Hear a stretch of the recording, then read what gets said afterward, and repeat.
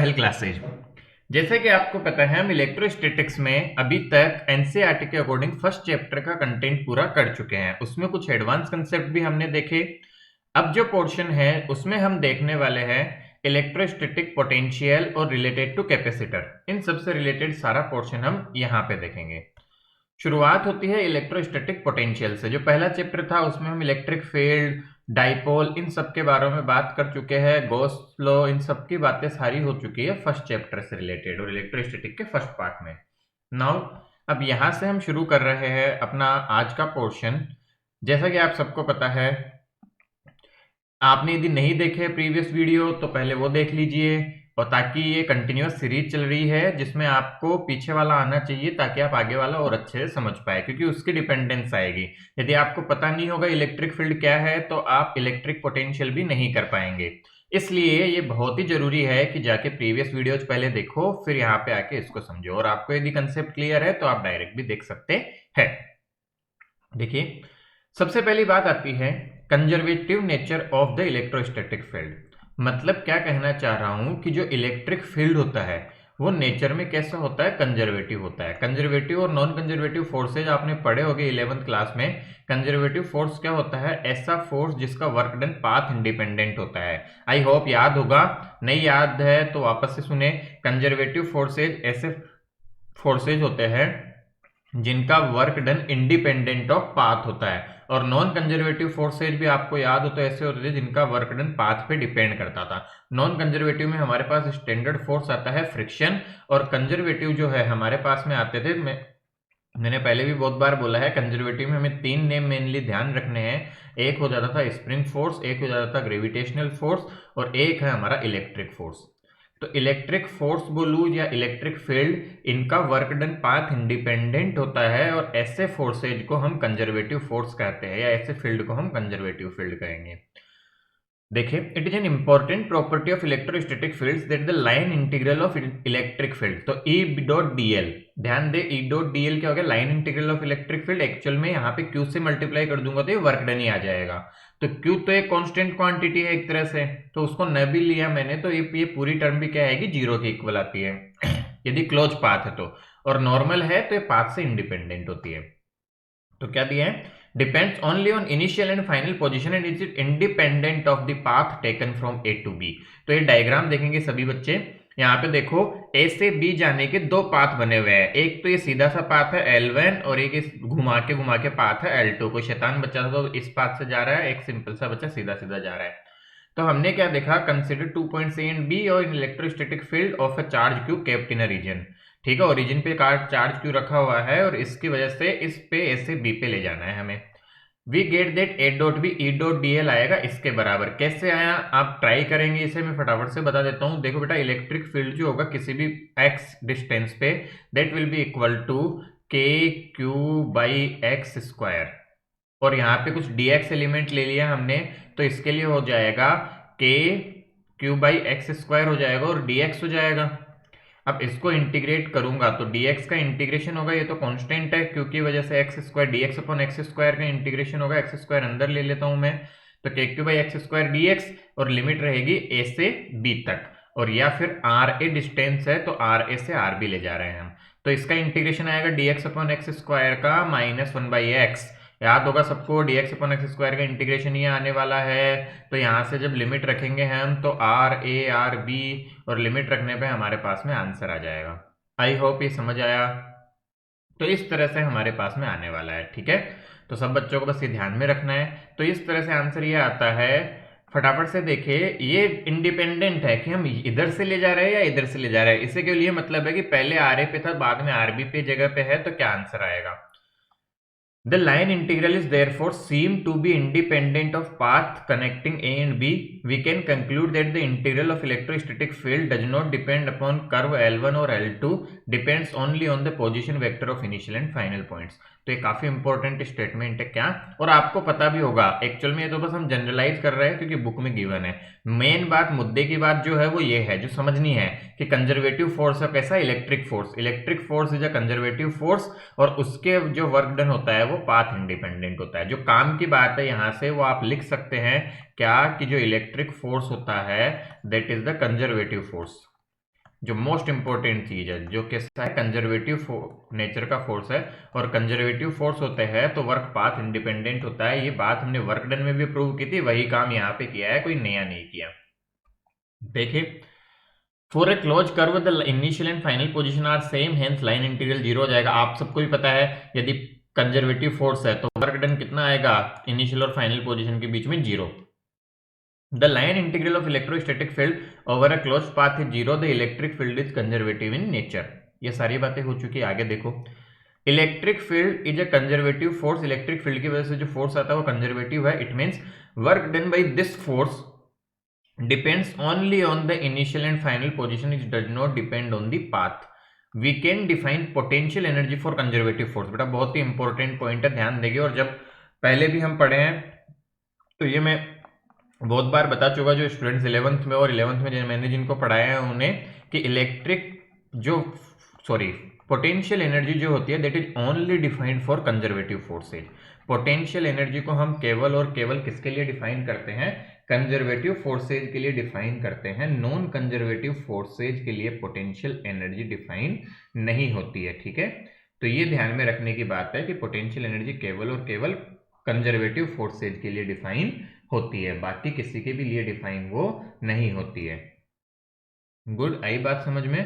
तो बस ये ध्यान रखने का है हमें, सबसे इंपॉर्टेंट बात यही है हमारे पास में। ओके, तो सब बच्चे ध्यान रख के इसको करेंगे। अब कंजर्वेटिव फोर्सेज, अगेन जैसा मैंने बोला 3 फोर्स हमारे थे, तो 2 फोर्सेज के लिए आप स्प्रिंग फोर्स, ग्रेविटेशनल फोर्स के लिए 11th क्लास में पढ़ चुके हैं पोटेंशियल एनर्जी। इस चैप्टर में हम पढ़ेंगे इलेक्ट्रिक फोर्स के लिए पोटेंशियल एनर्जी निकालना। तो यहाँ पे मेन हमारा वर्क जो रहेगा वो रहेगा इलेक्ट्रिक फोर्स की पोटेंशियल एनर्जी को कैसे निकाला जाए।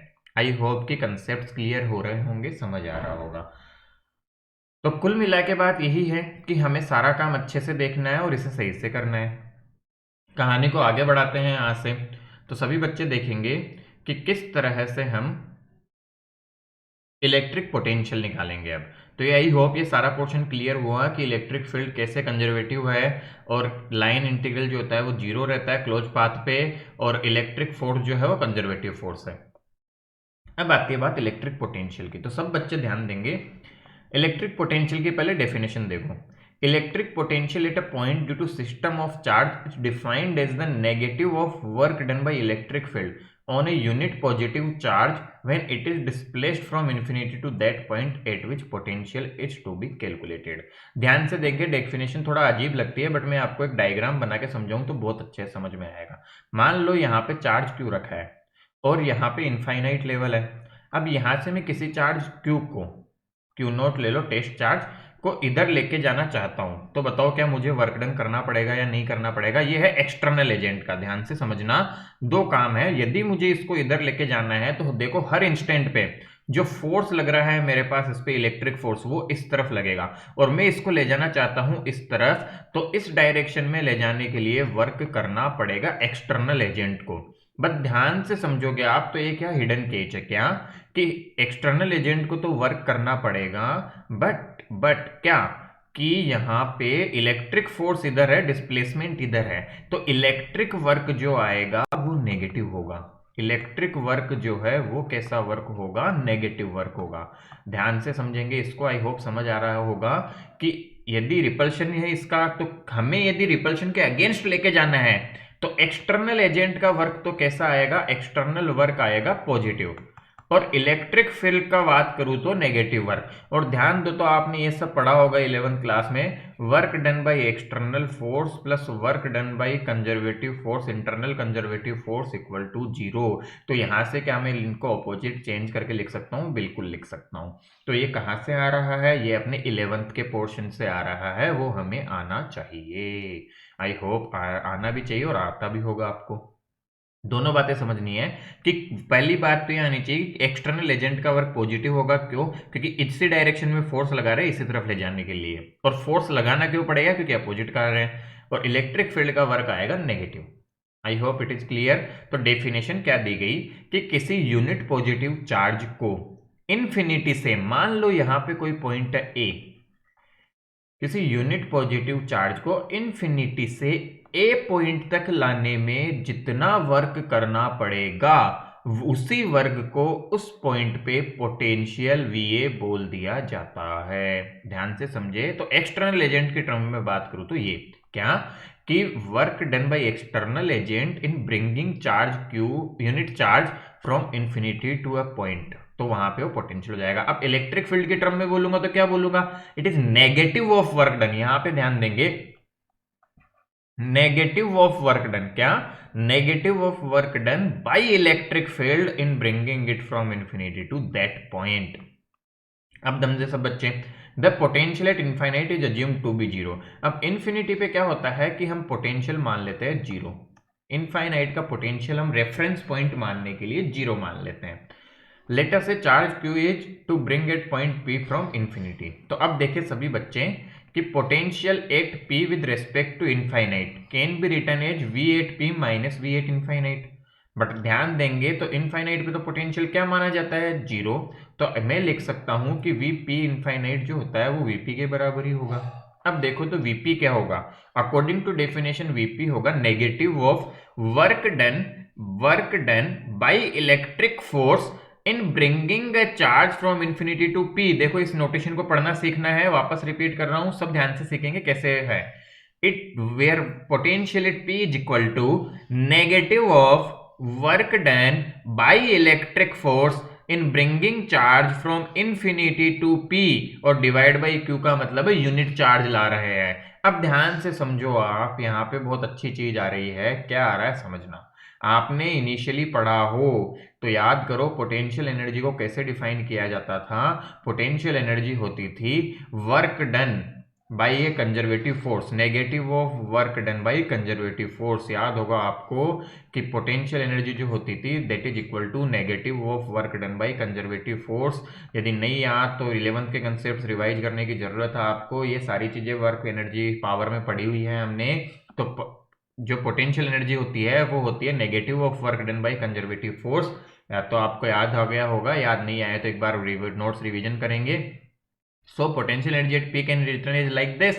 सो यहां से देखे बेटा कि इस नेगेटिव ऑफ वर्क डन को मैं क्या लिख सकता हूं, UP। वेहर तो VP का फॉर्मूला हो गया UP बाई Q।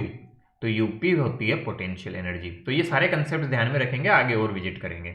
अब ये कंसेप्ट भी देखो, work done by external plus work done by electric force बराबर change in kinetic energy, work done equal to change in kinetic energy. But हम स्लोली लेके आ रहे हैं इसे, तो चेंज इन काइनेटिक एनर्जी तो जीरो है, इसलिए ये जो कंसेप्ट है यहाँ पे हम लिख सकते हैं work done by external equal to work done by negative of electric force.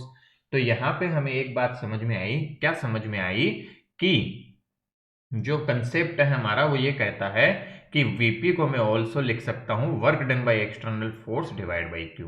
तो आई होप ये तो डेफिनेशन सी चल रही है, यहां तक हम कंसेप्ट समझने की कोशिश कर रहे हैं। क्या मैं वापस रिपीट करता हूं, आपने बोला VP क्या होगा, डेफिनेशन के अकॉर्डिंग फटाफट से बताया। VP जो हो जाएगा वो हो जाएगा minus of work done by electric force from infinity to P और डिवाइड बाई Q।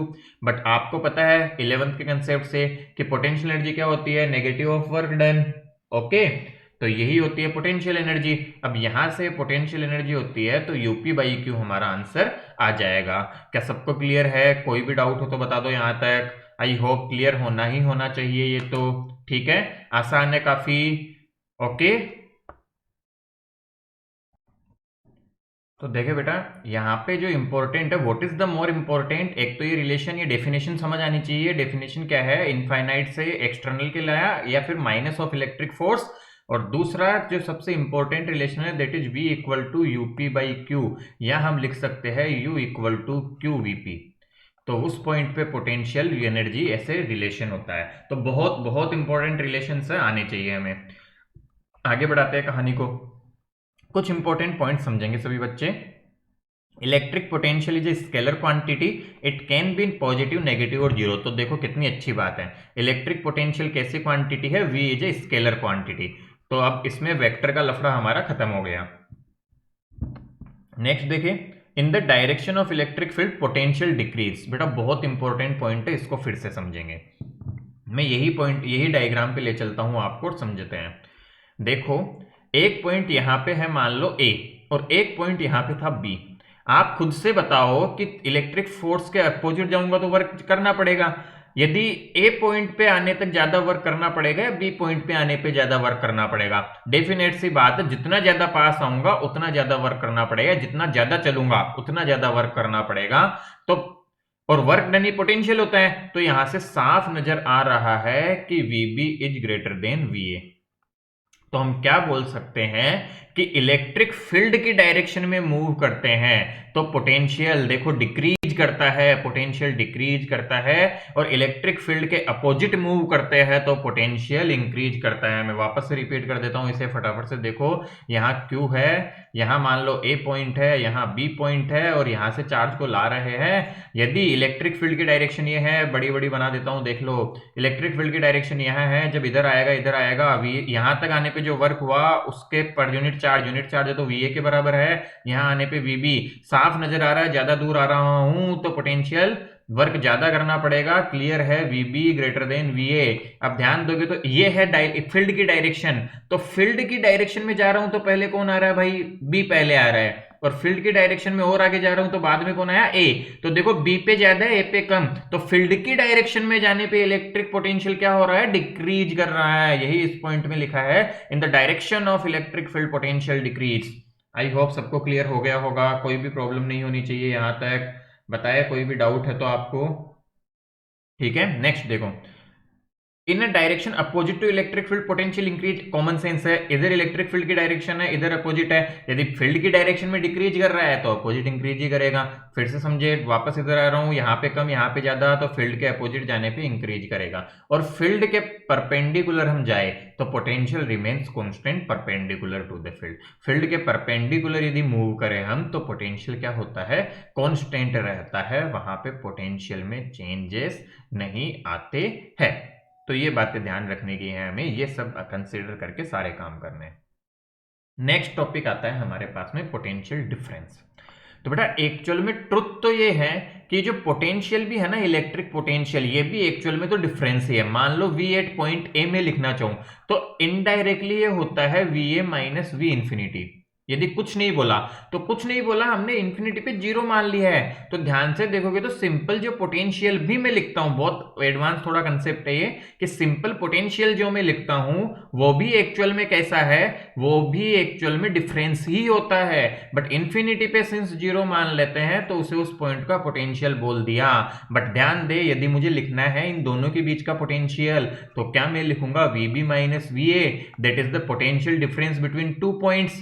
क्या इसे डेल्टा वी भी बोल सकते हैं? क्या होगा ये? यहां तक आने में जो वर्क किया माइनस यहां तक आने में जो वर्क किया, तो फटाफट से देखो, दो पॉइंट्स के बीच का जो पोटेंशियल डिफरेंस होगा उसी को पोटेंशियल डिफरेंस नाम दिया जाता है भाई। या फिर क्या बोल सकता हूं दूसरे शब्दों में, सुनो, it is the work done in moving from point A to B, या one point to another point, ये भी बोल सकते हैं हम, बिल्कुल बोल सकते हैं। तो VB माइनस VA हो जाएगा negative of work done infinity to B, minus of negative of work done, so you can see this is UB minus UA by Q not.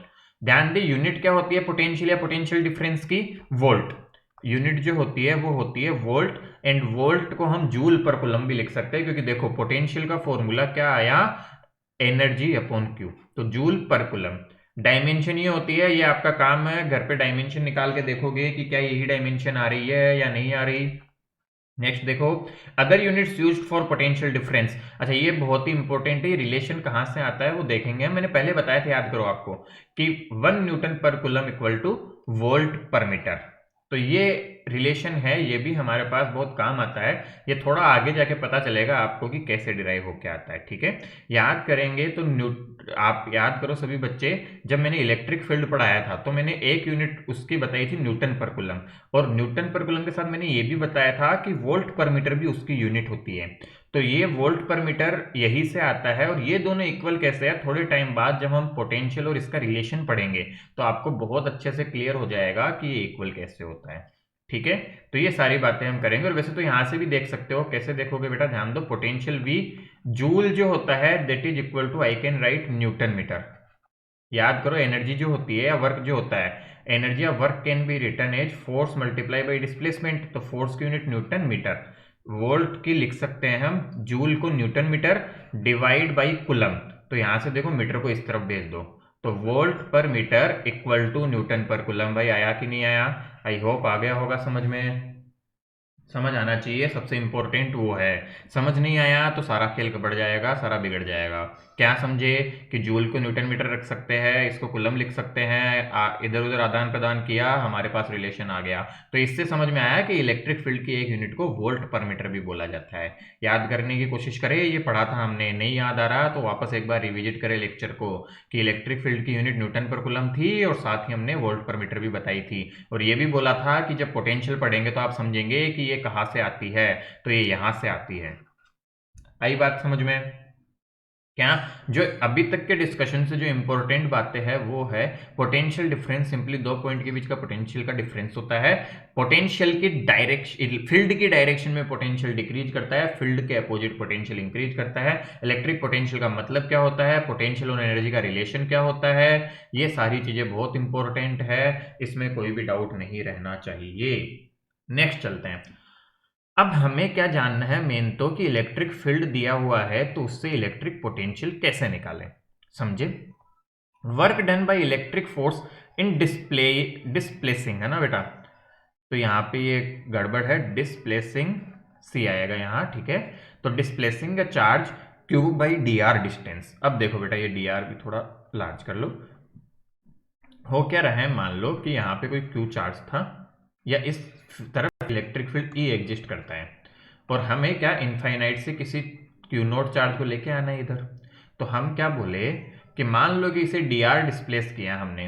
अब फोर्स होता है किसी क्यू चार्ज पे Q E electric field की presence में, तो Q E multiply by D R हो जाएगा वर्क डन। ध्यान दे, वर्क डन होगा force multiply by displacement, and जो स्मॉल वर्क लिखा जाएगा डी आर डिस्प्लेसमेंट के लिए, याद करो ये सब बातें पड़ी हुई है। D W can be written as F dot D X, याद आ रहा है? तो यहाँ पे डी एक्स हमने डी आर लिया है और ये हमने लिया है क्या, क्यू ई। फोर्स हो जाएगा Q multiply by E. Now work done in taking Q from A to B, कि ए से बी तक ले जाने में कितना वर्क करना पड़ा।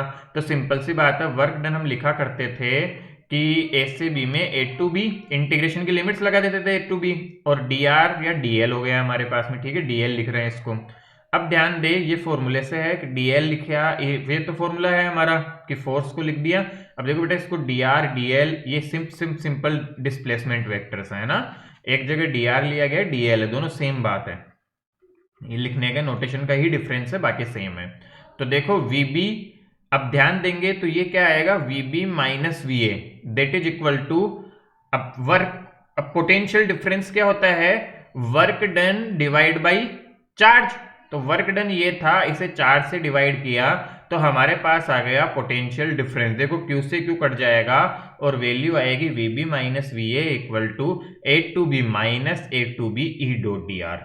अब समझे, हम ए से बी तक लेके आ रहे थे पार्टिकल को, ओके।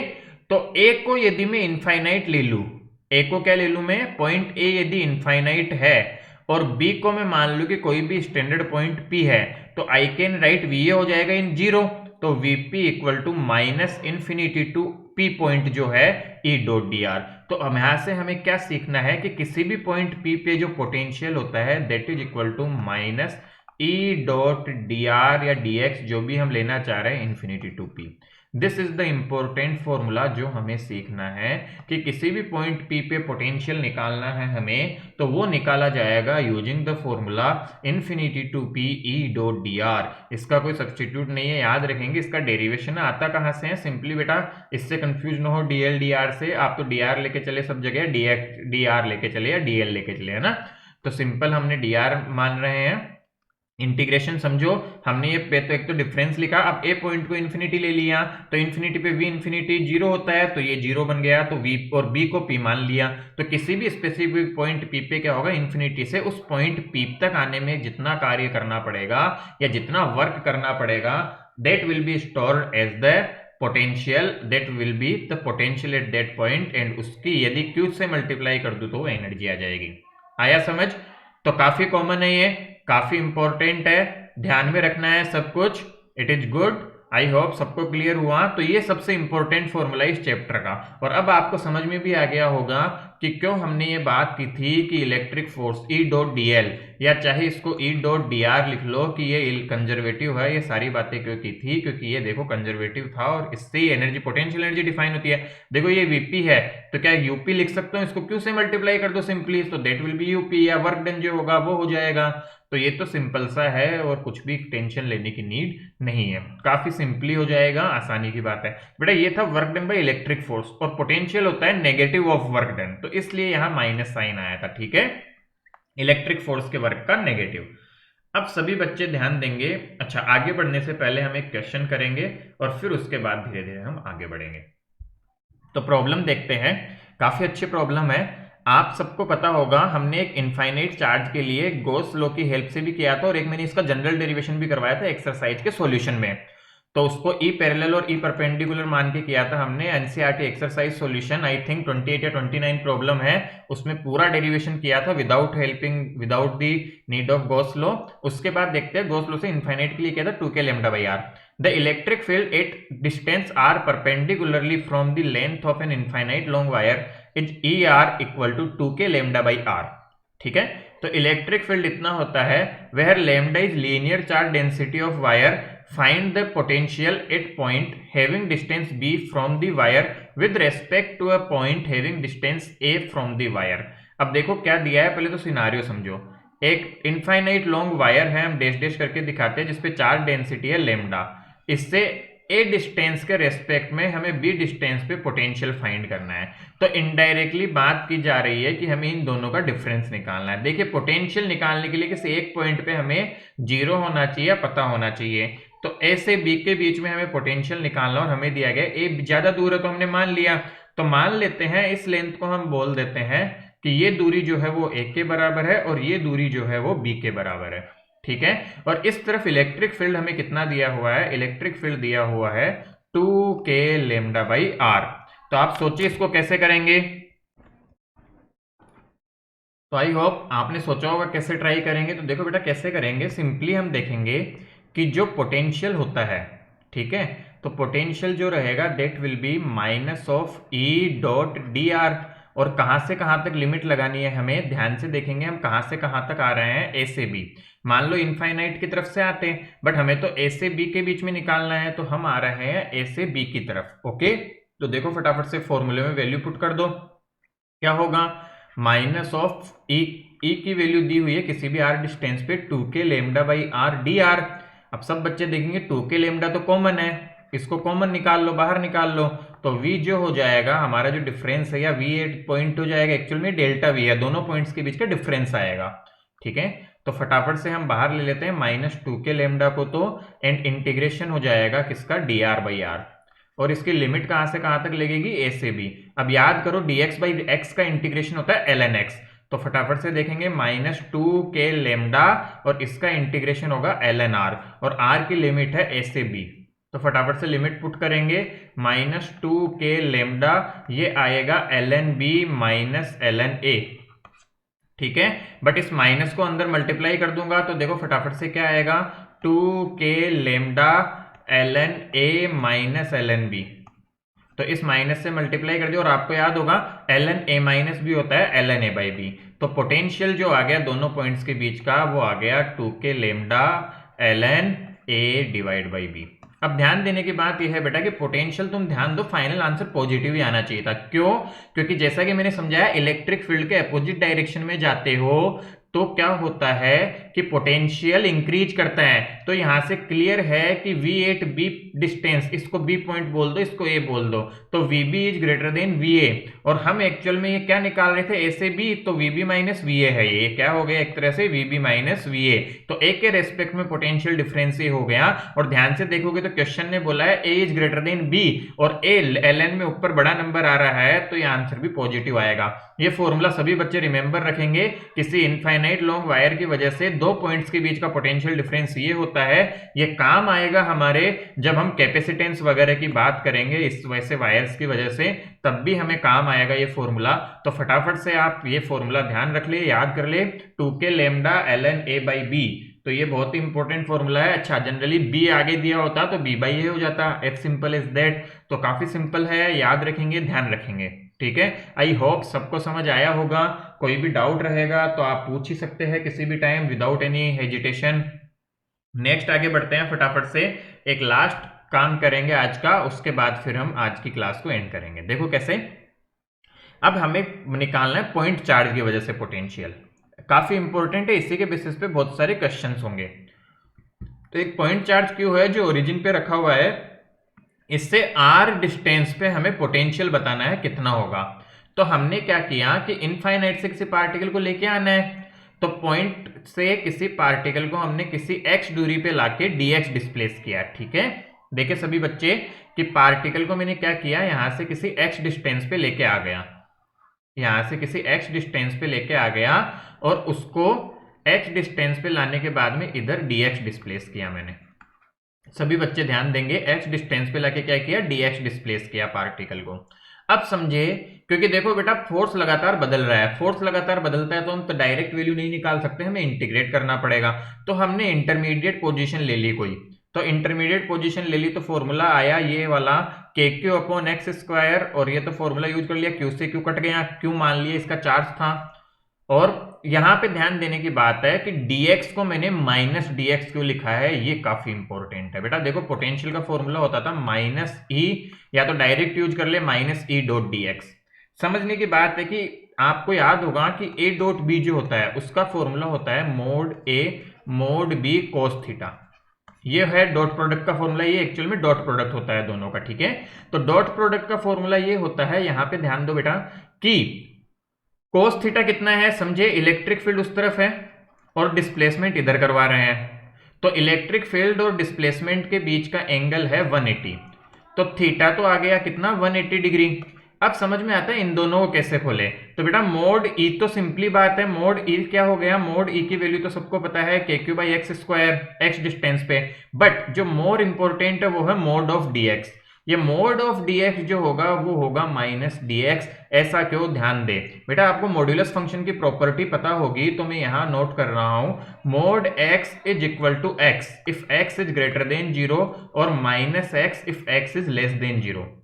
याद करो मोड का काम होता है नेगेटिव चीजों को पॉजिटिव बनाना। ध्यान से देखेंगे कि यदि डिस्टेंस जो है वो लगातार डिक्रीज कर रही है, डिस्टेंस डिक्रीज कर रही है तो हमारा dx एक्चुअल में नेगेटिव है। ये जो dx क्वांटिटी है, dx quantity is less than 0, तो इस क्वांटिटी को पॉजिटिव बनाना है मुझे, तो किससे मल्टीप्लाई करना पड़ेगा, माइनस dx से। याद करो यदि -3 मोड के अंदर लिखा हो तो तुम इसको कैसे लिखते हो 3, तो इनडायरेक्टली हमने क्या किया, माइनस ऑफ -3, एक माइनस बाहर ऐड कर देते हैं। सिमिलरली हमने ये किया, एक माइनस बाहर ऐड कर दिया, तो मोड dx को लिखते हैं माइनस dx। तो ये फॉर्मूला जो होगा ये कैसे ओपन होगा, mode e into minus of dx multiply by cos of 180 degree. अब सोल्व किया, cos 180 -1, एक माइनस यहाँ का, माइनस से माइनस गया, ध्यान देखिए तो KQ इंफिनिटी से आया, dx अपॉन एक्स स्क्वायर भी थोड़ी देर पहले बताया, dx अपॉन एक्स स्क्वायर का इंटीग्रेशन होगा -1/x, इसका इंटीग्रेशन -1/x, लिमिट रखेंगे हम, तो लिमिट रख के आंसर यहाँ पे मैंने एक स्टेप गई है, तो लिमिट रखोगे तो आएगा KQ, पहले आएगा माइनस ऑफ, ध्यान देंगे माइनस ऑफ 1/r, एक माइनस बाहर है, माइनस ऑफ माइनस 1/इंफिनिटी, ये जो टर्म है वो 0 हो जाएगी और माइनस माइनस प्लस होकर आंसर आएगा KQ/r। तो पोटेंशियल जो आता है किसी चार्ज की वजह से r डिस्टेंस पे, वो होता है KQ/r, और जो कि r के इनवर्सली प्रोपोर्शनल होता है हमारे पास में, और इस तरह का उसका ग्राफ बनता है। I am repeating it again, आप सब बच्चे ध्यान से समझेंगे, क्या समझना है फटाफट देखो। पोटेंशियल एक तो स्केलर क्वांटिटी है, ध्यान देके समझे कि क्या हो रहा था। एक तो ये तो बेटा मैंने बेसिक से किया, आप इसको समझो, इस क्वेश्चन में जो सबसे इंपॉर्टेंट है दैट इज कि E डॉट dx था, और चार्ज की वजह से x दूरी पे इलेक्ट्रिक फील्ड तो आपको लिखना आता ही है KQ/x स्क्वायर, ठीक है, हम तो ये फॉर्मूला यूज कर रहे हैं, तो ये तो मोड ऑफ E हो गया। अब मोड dx और cos 180 ये आपने लिख दिया, क्योंकि साफ पता चल रहा है कि E उधर है dx इधर है, तो एंगल तो 180 है। अब बात आती है इन दोनों को ओपन करने की, तो ये सब तो पॉजिटिव चीजें हैं, तो ये तो डायरेक्ट ओपन हो जाएगा, बट जब हम ओपन करेंगे किसको, dx को, तो मैंने क्या समझाया बेटा, dx इज नेगेटिव क्वांटिटी, क्योंकि डिस्टेंस कम हो रही है, डिस्प्लेसमेंट लगातार नेगेटिव है, तो इसको ओपन करना इज माइनस dx। तो ध्यान दे सभी बच्चे कि कई बार क्या होता है, बुक्स में भी ये मिस्टेक होती है कई जगह, जहां पे क्या होता है कि आपको इसको ये गलत ले लेते हो, और इवन काफी सारी बुक्स में ये मिस्टेक है, वो इसको ढंग से नहीं लेके पॉजिटिव वगैरह लेके फिर फाइनली इनकी लिमिट्स वगैरह चेंज कर देते हैं बीच में, पता नहीं क्यों करते हैं वो ऐसा, बट बहुत जगह मिस्टेक है इस प्रूफ में, आपको ये फॉलो करना है। यदि नहीं समझ आया तो आप एक बार और पूछेंगे और अगली क्लास में इसको एक बार और एक्सप्लेन कर दूंगा। आई होप ये क्लियर हुआ आपको। यदि कोई भी डाउट हो आपके लेक्चर में तो आप पूछे कमेंट सेक्शन में। Thank you, thanks a lot.